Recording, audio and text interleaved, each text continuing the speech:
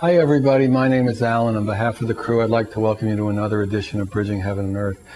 You know, I mean, we're shooting this on the 10th day of November in the year 2000, and I don't know where people are watching this show. We know it's on the internet, we know it goes out all over the world, but everybody must know that there's lunacy happening with the American presidential race. Nobody knows who's president, nobody knows what the hell's going on. Everybody's suing everybody, and the interesting thing is, what people are spinning, you can just, if you change the positions, the same people would spin it exactly the opposite way. So in essence, where is the truth to this? No matter what ends up happening, who's president, where is the truth? Where is our integrity? And, you know, for people who've watched the show, this is the 107th show we've done. We started 5 or 6 years ago. And all over on the opening and everything, we talk about dedicated to the oneness, to that experience of that connectedness between us all. And when are we going to have that? No matter what turbulence, no matter what insanity happens with presidential races, when are we going to come into that experience of that true integrity, that true love, where we understand the relationship between all things, which is all from the same source? So in essence, we are all brothers and sisters, however you would describe it. There is one love, there is one God, and there is one experience, and it's for us to have. And all the guests, we were looking today, we were updating the website, and we were looking at, we've had, you know, probably over 200 guests now, and every one, although somehow they could look different and look like they're coming from different spokes of that wheel, in essence, they're really all talking about the experience of that love, of that oneness, in all their different forms and all their different ways. And that's what the Bridging Heaven and Earth show is about. And once again tonight, we have people who are flying in from New Jersey. We tape in California, basically just to do the show and to share their experience of that connectedness, of that love, how their lives brought them to that experience. We have Ariel and Shya Kane, they're spiritual teachers, they're worldwide workshop leaders, they're authors of an extraordinary new book, Working on Yourself Doesn't Work, which is, you know, we'll get into that. And it's a book about instantaneous transformations. Now, you could say, how do you instantaneously transform? And is there work involved? And if you can't work on yourself, how does it work? But it's an interesting story, and it's a clear path into that experience of living in the moment. And we have somebody else, as we normally do, who shares that experience in a different way, who shares it through her music and her words and her vibration. Kate Bennett is with us tonight. She's a gifted singer-songwriter, and she's going to be singing some really wonderful songs. I mean, we all just really blissed out during the sound check earlier today. From her, she's going to be singing songs from a new CD, Over the Moon. So, again, it's an opportunity for us all, Republican, Democrat, black, white, young, old, to come together, at least for this next hour, and to go deeper into that experience of that one true love, that one essence, that one God. So please join me as we normally do to settle in to a short meditation, and then we'll start with Kate doing a song, and then we're going to have Ariel and Shya with us. So please join me.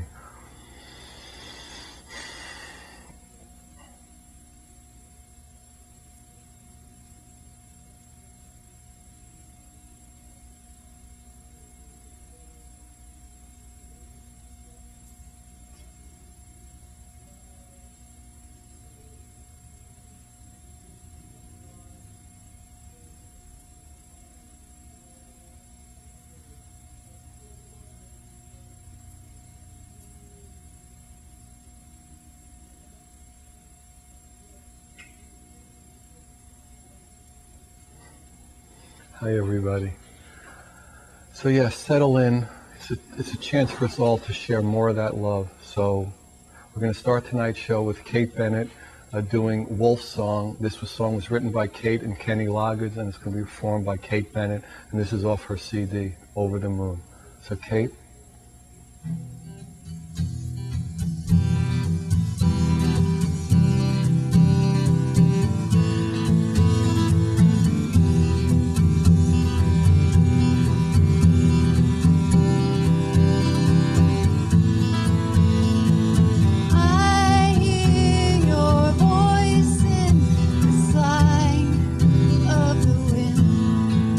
Yahweh, oh.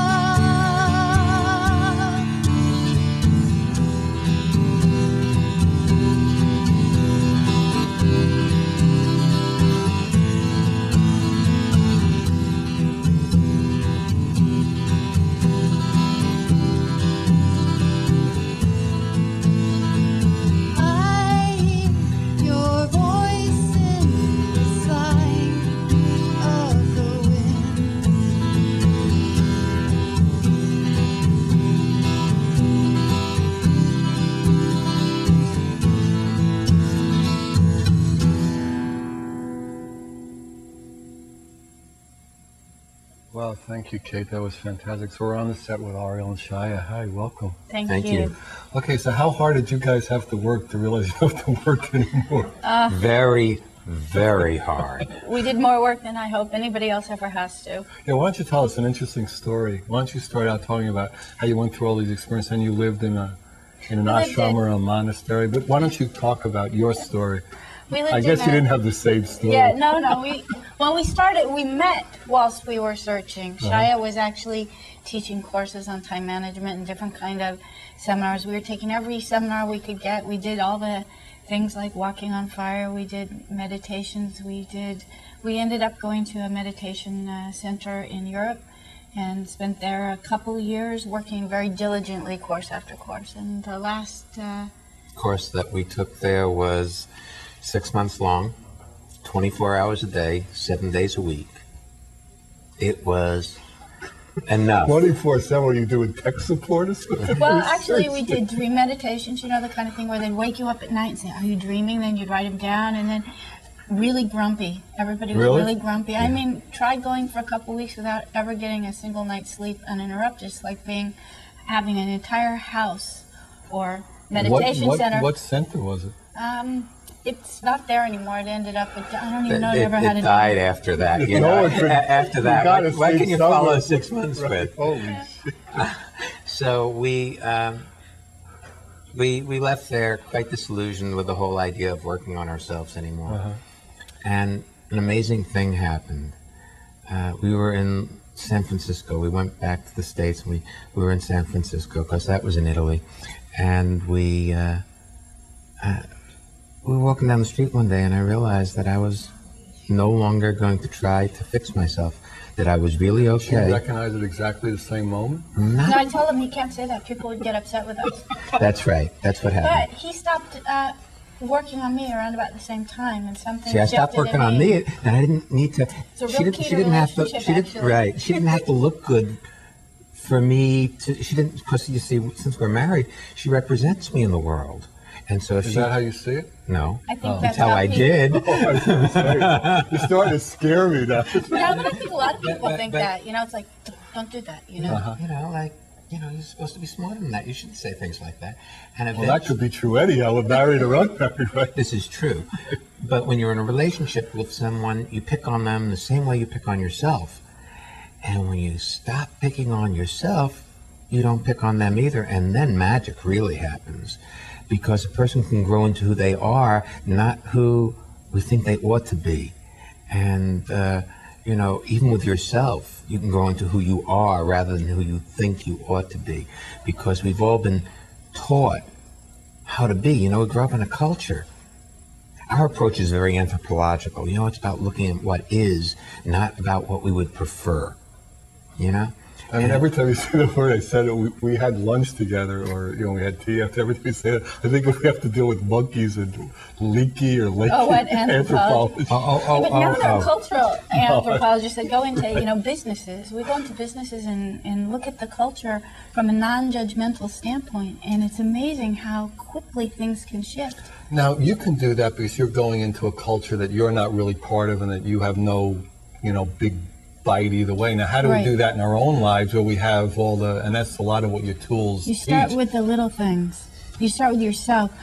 We talk about awareness a lot. Awareness in our definition is a non-judgmental seeing of what is. And that's really tough mainly because we often see things and then we have preferences. Oh, I wish it wasn't so. But and you also have cultural things that say what's good and what's bad and what's right and what's wrong and what's beautiful, what's aesthetic, what's spiritual. And then you try to live up to those ideas or ideals or standards that you were given. And what you end up with then is really working on yourself because you're not that. You're not the standards of the society you grew up in. You're an individual. You're unique. You know, there's 6 billion of us unique individuals that seem to be human beings. And you can't apply standards. It's a dubious concept. Sometimes it is. Looks dubious. So you can't really apply standards that you grew up with because this world is changing so fast. You know, 100 years ago, most communities were small and insulated. Now you've got the internet. Now we can get on a plane this morning and be here today. And you're going to Costa Rica tomorrow. That's right. So there'll be a lot of movement. We talked that about the internet. It's almost like in the 60s there were drugs to like transcend time and space, and now on the internet, in a way, there's no time and space, and you know, there's no religion, there's no anything in the sense of. But you see, as human beings, we're still living out of the standards that have been passed down through history, and it's only in the last 50 or 60 years that there's been this incredible revolution, if you will, in humanity, in what's possible. You know, 50 years ago, very few women worked. They took care of the home. So our cultural pull or the tide or the drift of the culture is that women have a secondary place, and that's no longer the case. But it's built in. I remember driving with my father when I was a kid, and he would see people drive that drove slow, and he'd say, "Oh, women drivers," because he had this whole. My father still does it. I'm sure. They're probably contemporaries. Except my father's 94 years old and he's still driving. My father's 87. His Cadillac. In what Florida location do they live in? No, he lives in Far Rockaway, New York. Really? Still? That's where you grew up. Yes. Yep. And he Same house. goes into the city 5 days a week and works. And he runs a triathlete. No, he's got a new girlfriend though. She's 35. Get out of there. No, I have good genes. He was telling me about her today. Yeah, I'd like to see this here. We don't normally do videos outside, but we're gonna do this one. So get the camera crew ready. We're going to New Jersey. We're going to Far Rockaway. All right. So so you had this epiphany, and you said, "Be quiet." So how did you go from there? Well, he didn't talk. Shya's always been very smart. When I've gotten nervous about a subject, like when he said, on our first date, "You're the one for me in this lifetime," and I said, "Okay." And then the next day I was like, "Oh my God, what did I say? Okay." I called him up and told him, "Do not speak about that." And he said, "Okay, I won't speak about it." And so he became quiet about it and just began living. And something in me relaxed. We didn't really know what we wanted to do next because we'd given up our careers to go on this search. And we moved back to New York, and people who'd noticed... This is from India, or...? No, we'd been in Italy, actually.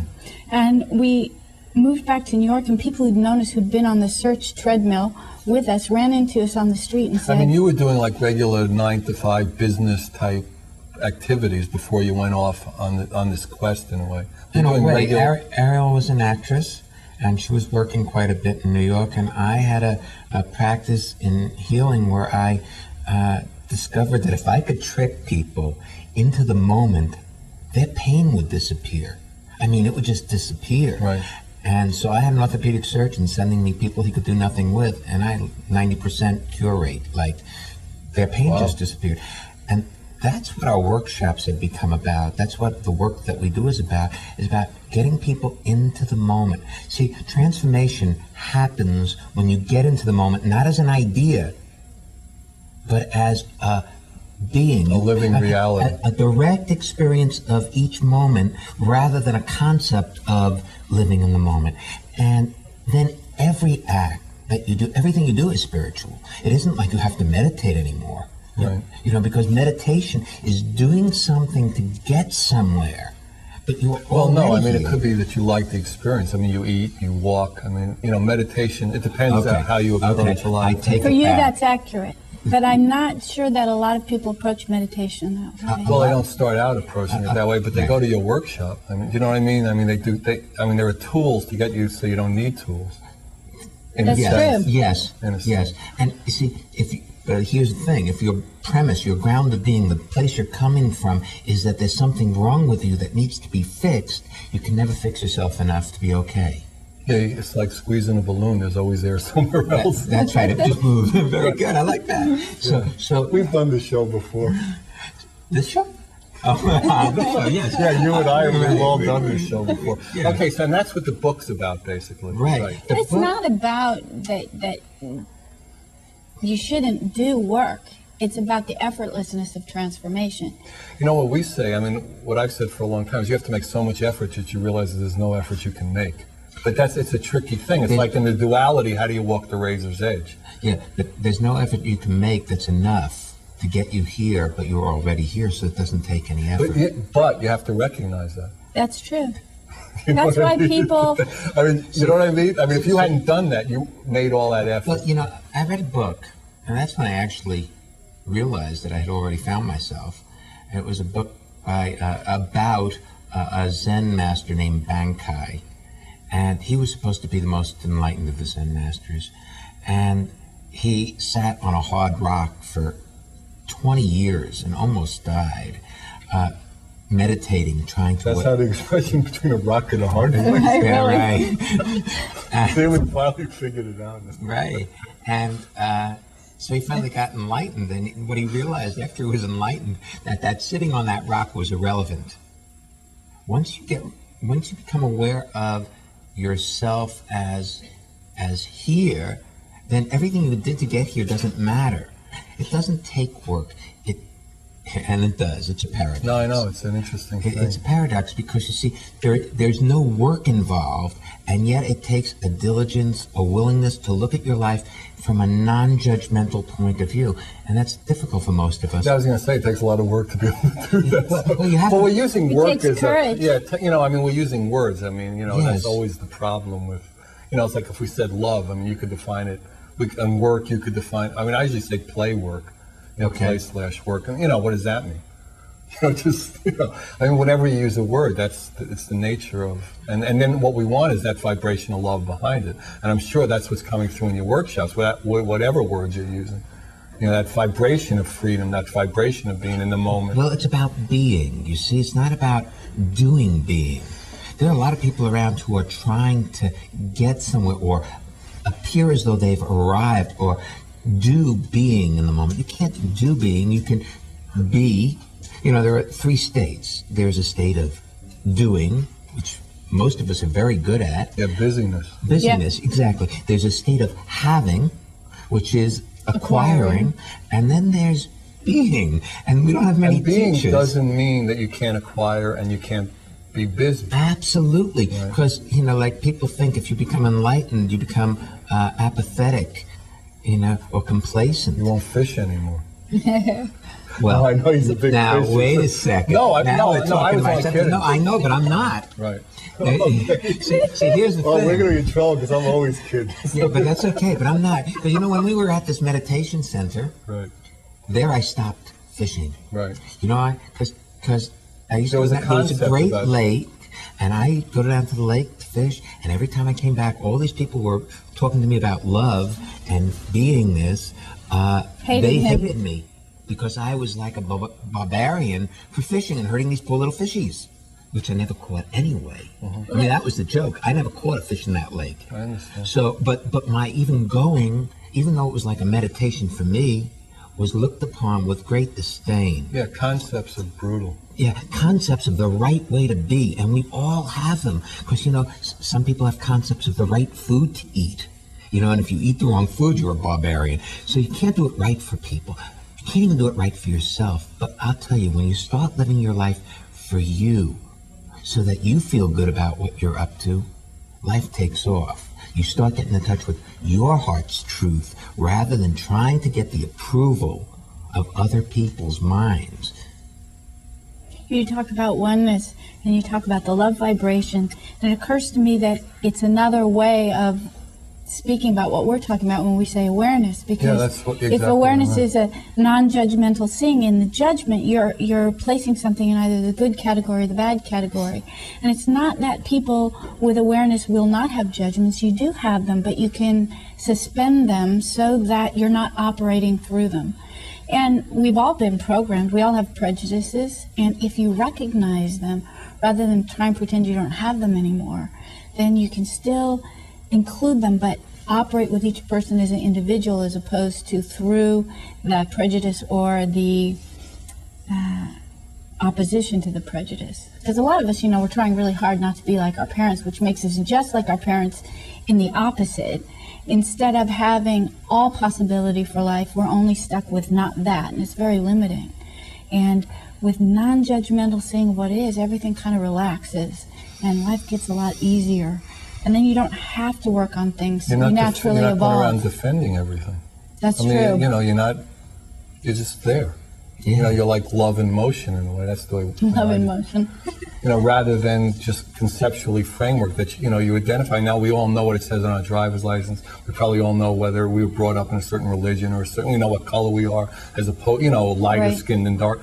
But I mean, it depends how deep that attachment or recognition goes. You know what I mean? If the 98% of us is in that recognition of our experience of the totality of it all and the oneness, you know, the experience of the infinite and all that we're all from that one, instead of all the, you know, like black shirt versus green shirt or whatever. You know, we could have wars over that. I mean, we talk about that all the time. I mean, people have holy wars that are about this far apart in religion. Yes. The need to be right robs people of their aliveness. See, righteously right about what you believe to be true, as opposed to somebody else has got to be wrong if you are right, rather than seeing, and you know, this, it's costly. To be right costs you love, costs you health, costs you happiness, full self-expression, relationship, partnership, spontaneity. That's what it costs to be right. Because, you know, when you're right... And right doesn't give you much. Oh, yes, it does. You get something by being right. You get to be right.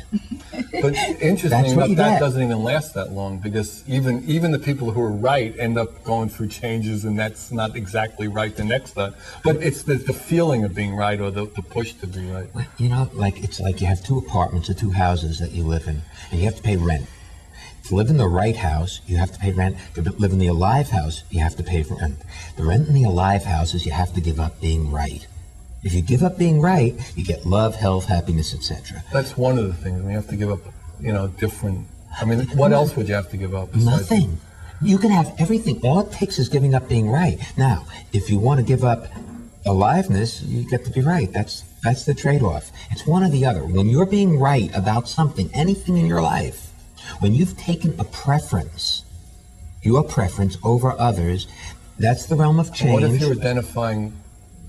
If you're identifying with that which isn't the fullness, whether you're right, you won't think of yourself as right or wrong. I mean, there's, you know, you're using you're cutting a piece of the infinite out and saying right versus, but there's more in that framework. There is more, but Alan, when you are right, you lose the possibility, when you are being right, not correct. I don't mean correct. Not I mean, accurate. Not as in accurate. I mean right. You know how people are right about their point of view when they get into a fight? There are holy wars about it. That's right. That's where your holy wars come from. Right. And that's why people, we talked about this last week, strap bombs to themselves. And that's dead right. That is dead right. Yeah, yes. That's your dead right. Dead right. And you take other people with you, make them dead right. Dead right too.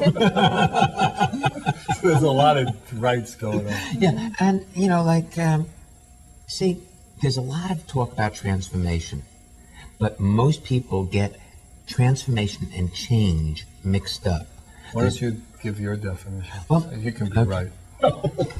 Okay, we'll do our best. I'll try. All right, let her do it. You and I are probably both right. Let her do it. Well, change is linear. It goes from one to the next. It's measurable. It happens in time. It's incremental. It includes dichotomy. There's right, wrong, good, bad. Transformation is exponential. So it happens everywhere at once, and it goes forward and past in time. It doesn't happen in time. It happens outside of time. It happens in an instant. That's why it's instantaneous transformation. Transformation only happens when you get into the moment. You can't think yourself into it. It happens when your past and your future come together now. So change is reasonable. It's psychologically based. It has a cause and effects. There's a why. And with transformation, it's a happening. It happens. It is. There's a part of the isness. It's inclusive of everything rather than exclusive of things. So and it includes change. Yeah, it kind of happens in retrospect. When you go back to work and that pile of stuff at your desk, you just go through. The resistance to doing it has disappeared somehow. It happens to you. Transformation happens to you. Change you do to yourself. And that's why change never works. Because people who are trying to fix themselves have an idea of what a better them would look like. And that is based in the cultural standards which we grew up in. So anything that you think you're going to be better for comes from what you already know. And if your life is going to transform, it's going to happen out of what you don't know, not what you know. The problem with knowledge, people who've done a lot of workshops, read a lot of books on self-help, that information forms an idea of how things are. And so when we're talking about this, they say, oh yeah, I know that. Yeah, they have a context for it. I know that. I heard that already. Right. And they miss the essence of something that's coming that's not quite what they heard. See, our minds are quick. They finish our sentences. So you think you know where the end of the sentence is going before I get there. But I might go somewhere else. Sometimes I think that's why people responded so well to the Forrest Gump movie. It's kind of like the Forrest Gump School of Enlightenment. He was just kind of being there, and his being there and not trying to be smart had him be naturally brilliant. Not trying to prove or get approval. He was just being himself. Well, that's a lot about what our book is about being yourself, about becoming Forrest Gump. No, I'm not sure. But in a sense, no, in that simple's not the simple Forrest Gump thing. wannabes. Yeah, no, I understand in a sense. No, I know what you mean. Chocolate chocolates. All right, I think maybe what we'll do now is have Kate's second song. It's called Buddha. It was written and performed by Kate, and it's also on her CD, Over the Moon. So, Kate, this is Buddha by Kate Bennett.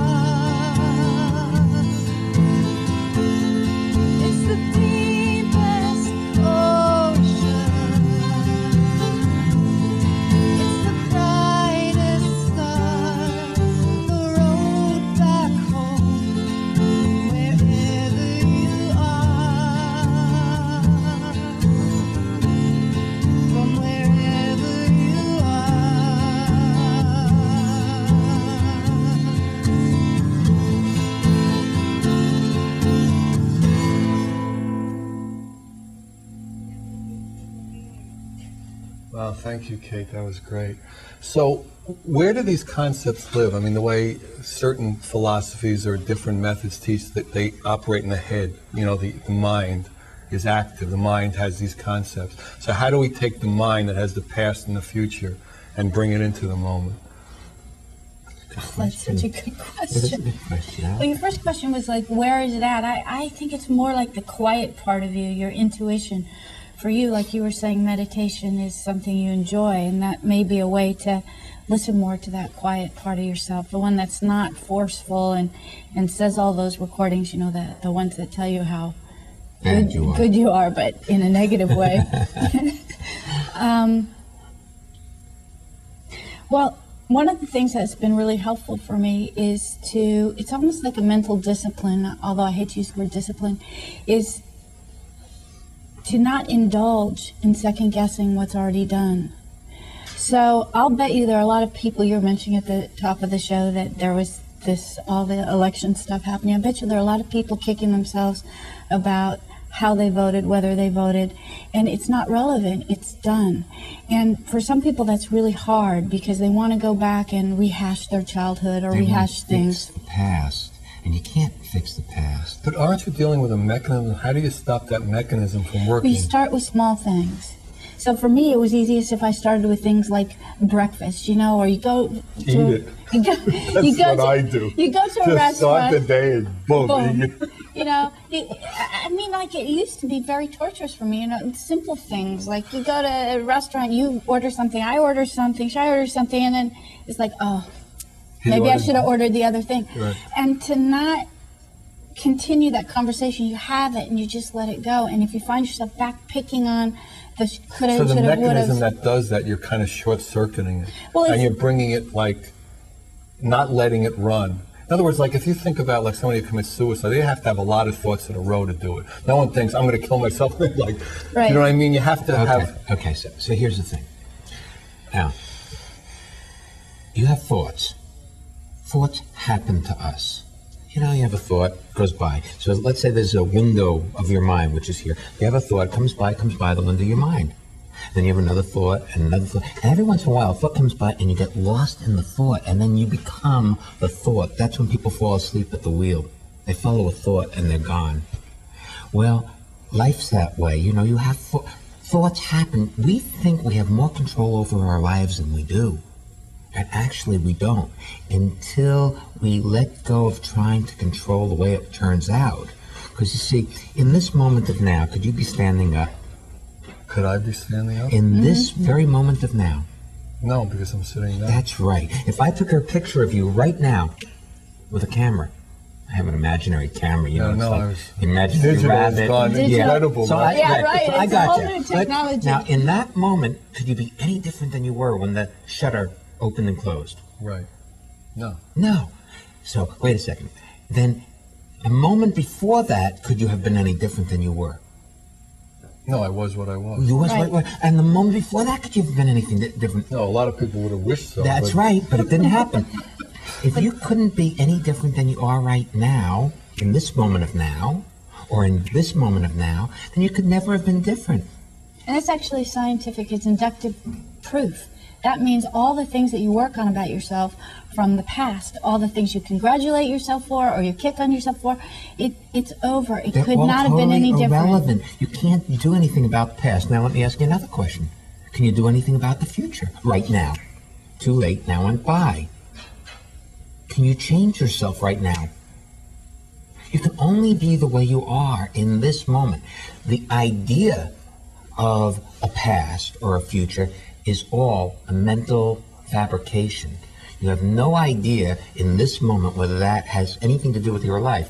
That's very freeing because if your So life... you say just the shining the light on that particular aspect of it can stop the process where it happens. Absolutely, because you see, that is not relevant. What's relevant is what's right in front of you right now. In your life, in this moment, what's relevant is what's in front of you. Okay, so now you have an intention. How would you describe, you have plans and intention To get to Costa Rica tomorrow. Right. How do you look at that? I look at it that we're going to have to get up at 5:30 in the Well, morning. that's the thought. I mean, that's what you think now, right? But I mean, No, that's what I'm going to have to do. well, no, not if you got a call that Costa Rica's on fire or that That's we're true. bombing Costa Rica. But that hasn't because we happened. can't figure out who's president. That we got to bomb somebody to get the But president. when you're making plans, you do to the best of your ability given the So it's an information you intention have. to do something, You have information in right? this It's an moment. intention.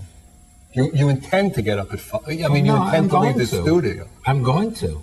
I mean, if like this light fell, that light, yes, that light could fall. Right. So you don't know that either. But I'm not going to worry about that either. No, but you also don't have to worry about getting up at 5 in the morning. We don't. Right.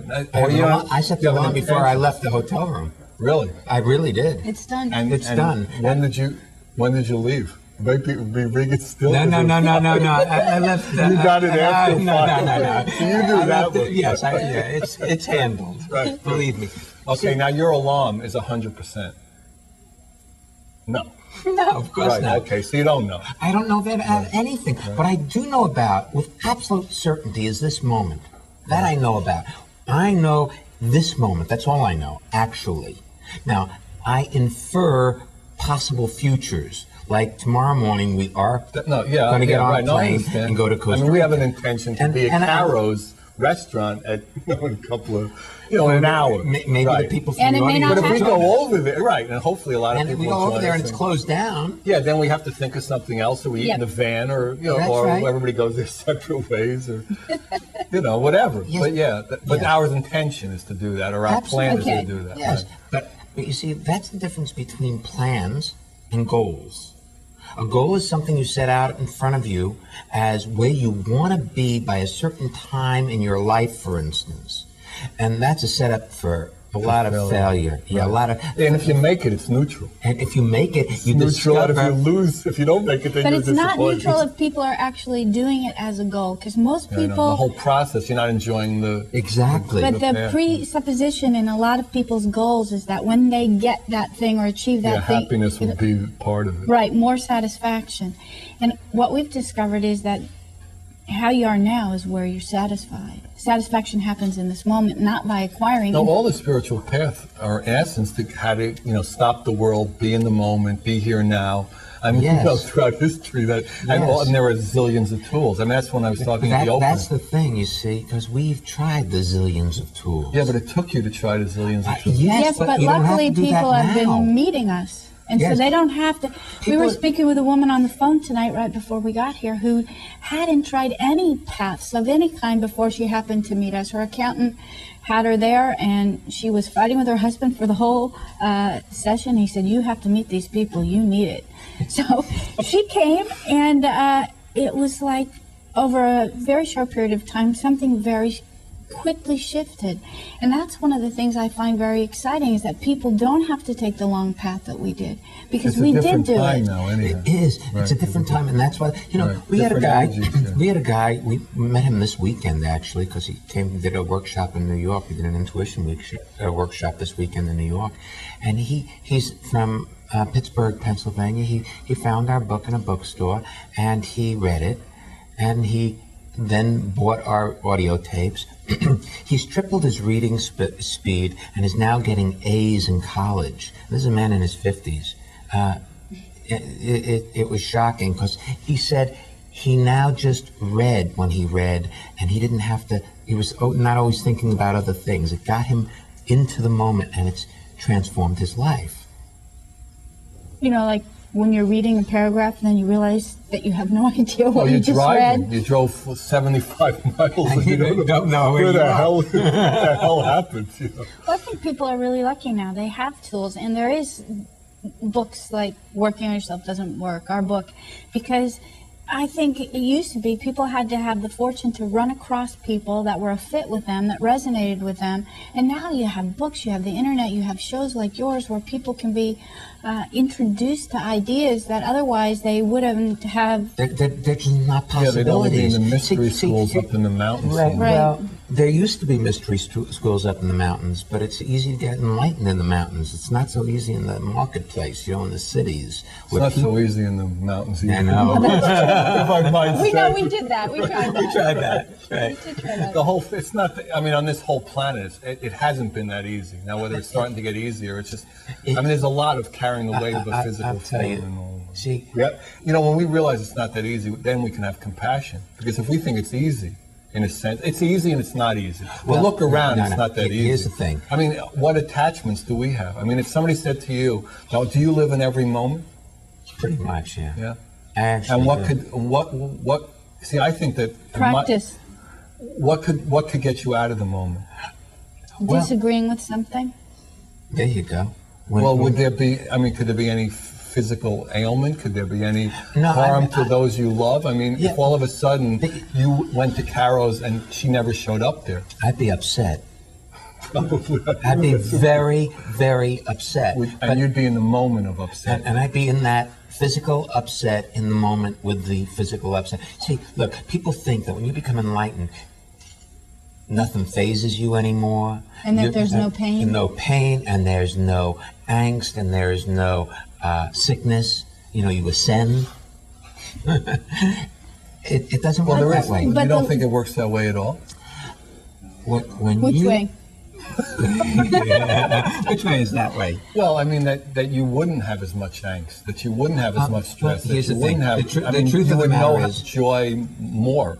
The truth of the matter is that when you get into the moment and learn to live there is much less angst. There's very little frustration. There is a serenity. There is a feeling or sense of well-being that pervades the fiber of your life. And pain comes from resisting what is. And so obviously, if something were to happen to one or the other of us, there'd likely be some resistance and there'd likely be pain associated with it. But we have managed to, in a lot of situations that in the past really threw us for months or years.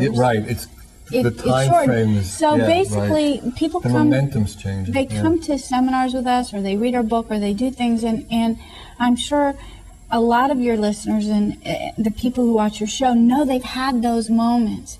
And then the question is if you can get the moments closer. And so a lot of run them together. Here's the other thing. You got to give up the story of your life. Because it's true. People have a story about why they are the way they are. And if you believe that story to be true, then you can't discover what's possible for yourself.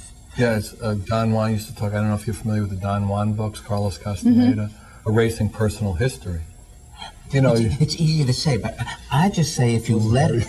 it's easy to say, but it's not that easy to do. That's right. It's not easy to do, but with transformation, it can happen where you take your attention off yourself and you start putting your attention out into your world, and you become more appropriate to the things that need taken care of around you, rather than your personal story about why your life is the way it is. It's not really, from our perspective, about erasing your personal history. It's more about including it, so that, as Shya was saying, as you get more engaged in what you're doing, that kind of fades into the background, so it's not really relevant, and it's still there. You can draw upon it at any time.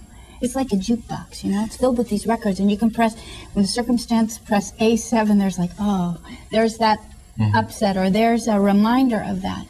But when you're present, you don't have to operate through having all those records pushed and, you know, then you go off on the record. Life is pushing your buttons all the time. Well, you see, a lot of what keeps people from having great lives is their incompletions with their parents. Because if you're at war with one or the other of your parents, then you're not living your life. You're living not their life. That's right. And then any man is like dad, and any woman is like mom, and pretty then soon, there's a whole world full of people you can be upset with. And it's a dream come true. That's right. You can be upset with just so many people. Right. And upsets are such convenient things too, because they keep you never, and you never have to look at yourself. Well, actually, upsets are convenient because they keep you from having to go into confronting situations of a creative nature. So we used to see that when we were writing articles. When we had to write an article, we used to fight. It was really? It was like, and then we started to recognize that the upset saved us from the unknown, and then we didn't have to do it anymore. And that was really relieving. When you become aware of an upset, you can discover how not to touch it. You know, like I got a disturbing email today, and I could either indulge myself in the disturbance of the email, or notice that it's disturbing and then get on with my life. Right. You have a choice. You don't have to be stuck in those upsets once you learn that you don't have to be. Right. But you see, what most people promote, the common idea common sense idea is that upsets are a thing you just have to live with. You know, you see it coming and it's too late. Then you have to just weather it. And in many respects, that's true. It's kind of like with the computer when you're drawing the mouse down that what do they call that thing? The cursor going down the menu. You know, you pull down the menu and you miss and you go to the wrong application and you hit restart instead of close. And you have to wait for the whole thing to come. Right. Well, that's the way it is with upsets. Frequently, somebody gets your mechanism gets triggered, and the upset starts, and you have to weather it out. But with transformation, just the seeing of it is enough for it to stop. Just seeing it, Shining light on that. So, in other words, you're almost like developing a lot of spiritual paths as like the observer. So you're observing yourself being upset. Now, see, here's the thing. There are three states. There's doing, being, and having. Well, in the being state, just seeing something is enough to facilitate the completion of it. You don't have to do anything. Say that again. Just seeing it. You said it before about shining a light. Right. Awareness, a non-judgmental seeing is like shining a light on your life. And when you see what you're doing, it's as if in this studio we turned out all the lights. I know the cameras wouldn't work so well. And it would be a little harder, but they hear these voices. And you tried walking across the room, you'd stumble over the furniture, the chairs, over the props. The people. And the people, and the cameras. But if you turn a light on, you don't have to. Well, it's the same way with awareness. When you see your mechanical behaviors, if you don't beat on yourself for having them, they lose their power over your life and you start getting control over your life. And then you don't step into those places that are like quicksand and pull you down. You have the freedom to not have to do it. And you've been traveling around with the book and with book signings and workshops and lectures, and you see people coming and really being like exploded into that experience. Yes, but it takes maintenance afterwards. You know, it's where people fall into themselves, they relax into themselves, and then it depends on what people are interested in, because there's definitely a current in life that says, hey, you know, go back to sleep. Right, the momentum, I mean, so they going go the other way. Right, so they're in your workshop for 3 days, they have an experience, they know, something in them knows it's right. But then they go back to their lives, their family, their wives, their money, their jobs, you know, their religion, you know, all the ideas, all the history. Yes. And then, so there are, however you describe them, tools or ways of being. I mean, everybody can't hook themselves to you guys and just, you know. Well, there's one thing we've discovered that's been really helpful for a lot of people, and that's 3 principles of transformation. And when you recognize them, things get easier. And the first is a law of physics, and that's what you resist persists and grows stronger.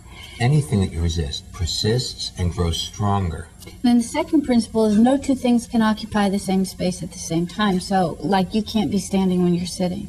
And the third principle is that anything you allow to be exactly the way it is will dissolve itself, clear up, and disappear. It will complete itself in the moment of the seeing of it. So, you know, anything that you resist persists, and you can't be any different than you are. So in each moment, you can only be the way you are.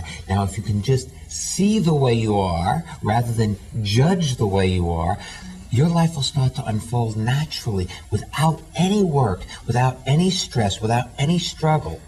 So if you see yourself doing something that you don't really appreciate and you resist that, you actually are energizing the thing that you wish you would let go of. Right, it's like adding fuel to a fire when you beat on yourself for not being the way you think you ought to be. But if you do something that's you do over and over and you don't particularly like, and you see it, you say, oh, look, I did that again.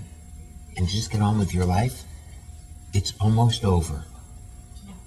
How can we do the same stupid things over and over again? Because we say they're stupid, you see. Saying they're minor stupid judgment. is a minor judgment. Well, you used an expression like that.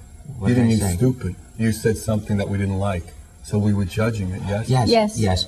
But So- yeah, your definition, your example, when you say it's stupid, that's a good example. That's what we That's do in what our we heads. call it, stupid, You know, I was just dim. following through with you. So how does that work? If you see You it- notice yourself saying, That was stupid. that was stupid, and you don't judge yourself for judging yourself. And if you judge yourself for judging yourself, then you Don't just judge don't yourself judge for that. judging yourself. You have No, to start I somewhere. understand. No, I mean, it's tricky business. I mean, we could talk It about does. instant transformation, but I mean, on Earth here in the physical form, I mean, we have to realize that it's not that easy, and then we could have true compassion for others. Now, It's not wait that a easy. second. You can It can be that easy, and you can have true compassion for others. It isn't as difficult as people have said, especially these days. Look, 30 years ago, the idea of an internet was impossible. Just didn't exist. There was no even concept of it then. Well, right now, getting emails, having an internet, it's just everybody's got it. Well, the idea of waking up, of having clarity, of living your life moment to moment, 30, 40 years ago was a difficult, arduous task because we went through it that way, because we went with the best that there was. But there wasn't any easy path. And we did a lot of hard work. Now, you don't have to work hard. There are some very simple, easy things that you can do. It's paradoxical again. And ways of being, which you can fall into, discover, that will transform your life in an instant. It does not take hard work. And when you become more enlightened, you become more compassionate for the pain people are in and for what they have to go through. Because, you have to give it up in order to get enlightened. You have to give up the story of your life, which is not easy for most of us because we want to hold on to those good, bad stories. They're interesting. Yeah, get you on Oprah. Yeah, if you had a really horrible childhood, that's pretty good. Right. But if you had really horrible, then you can get on Jerry Springer. That's right. There you How go. lucky you were. Yeah, but it's, you're 15 Work minutes. on people. Right. I think we coming to the end of the show. We are. Isn't it amazing? So, if anybody wants any information on Ariel or Shya or Kate, where she's playing, where their workshops are, of their book, please call me, Alan, 805-687-2053. It's just a chance for us all. I mean, Ariel and Shya have a way. It's a beautiful way, and we can be transformed instantaneously into a new and greater experience. And that's really what, the show's about, and that's what, everything's here to do. So again, good night. God bless you. Thanks for coming. Thanks for all your love. Good night.